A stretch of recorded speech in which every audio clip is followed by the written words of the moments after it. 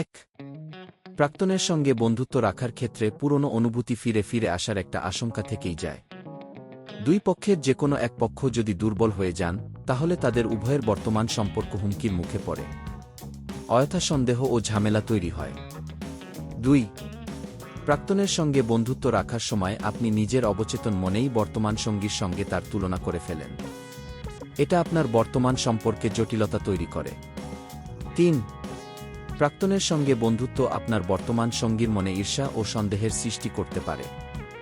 4, যথেষ্ট বিরতি না নিয়ে প্রাক্তনের সঙ্গে নিয়মিত যোগাযোগ আপনাকে জীবনের সামনে এগিয়ে যেতে বাধা দেয়। ক্রমাগত অতীতে টেনে নিয়ে যায়। পুরনো স্মৃতি ভোলা কঠিন হয়ে পড়ে।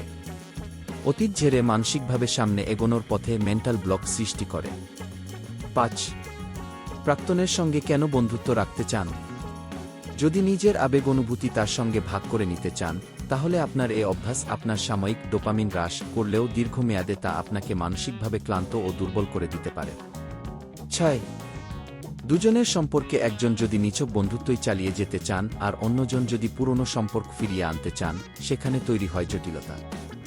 আবার মনে করুন, একজন নতুন সম্পর্কে জড়িয়েছেন, অন্যজন সিঙ্গেলই আছেন, তার জন্য বন্ধুত্ব চালিয়ে যাওয়া প্রাক্তন সঙ্গীর নতুন কাপল ছবিতে লাভ রিয়াক্ট দেওয়া সহজ নয়।